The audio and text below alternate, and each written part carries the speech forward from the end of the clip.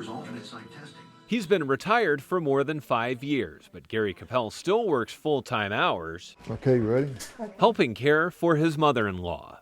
You have to be here, when they need help for everything. We can't make any plans to go on vacation or anything like that. We're here. Gary and his wife are full-time caregivers for his mother-in-law, Mary Andrews. They moved to Nash County 5 years ago, at a time when his wife was still working and 3 years away from retirement. We made the decision to give up everything we had going for us in Maryland and come down here. It was a big financial drop for us.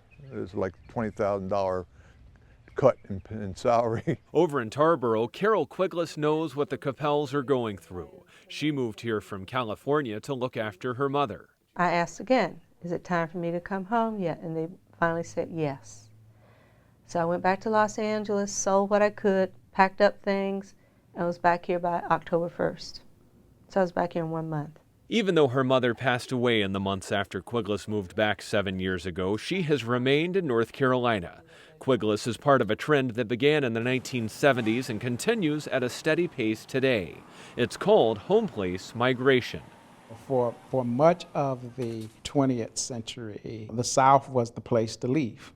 Large numbers of African Americans left the South, headed to the North, East, the Midwest, and to the West. But the passage of civil rights legislation and better economic conditions, among other things, began to reverse that outmigration.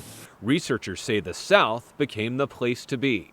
The thing since 1970 that has played an increasingly more important role is the need to come back to look after aging parents, grandparents. It has been most prominent among African Americans in this country for numerous reasons.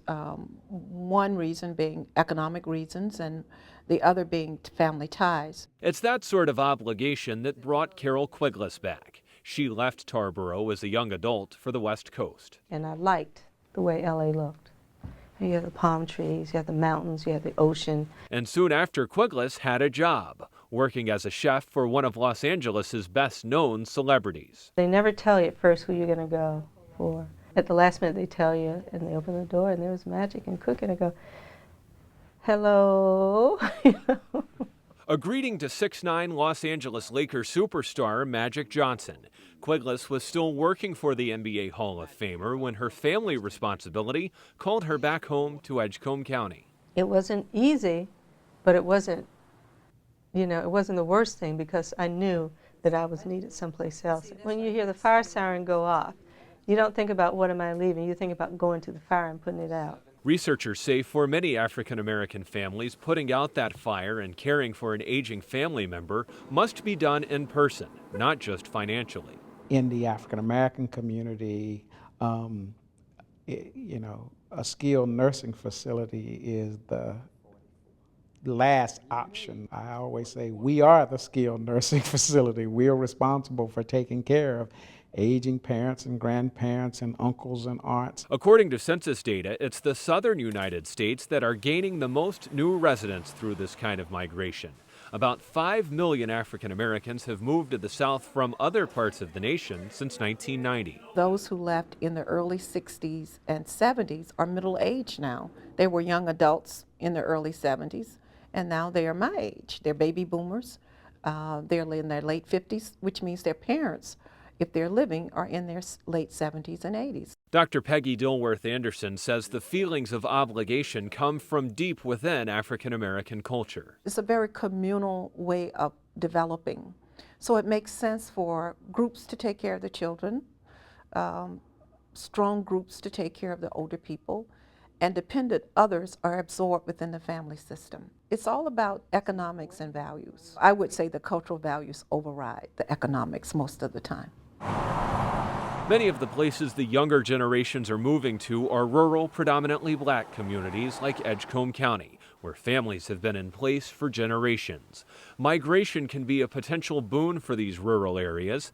The people moving home to care for loved ones are often well educated and accomplished. I think they can be an incredible resource. They hang out entrepreneurial shingles or business shingles and start, small companies and things of that nature that add to the value and viability of the community. And you get people who understand where resources are that can help people who need assistance. While researchers say the trend of caring for family in person runs strong in the Black community, it doesn't break down that conveniently.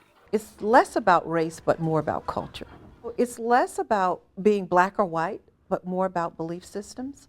And for many white families, for example, in many rural areas, they have strong belief systems about it's the family's job to do this.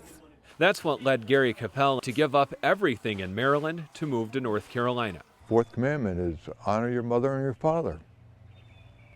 And how else can you do that unless you come to their aid when they really need it? They came to our aid when we were infants and took care of us. It's our turn to take care of them.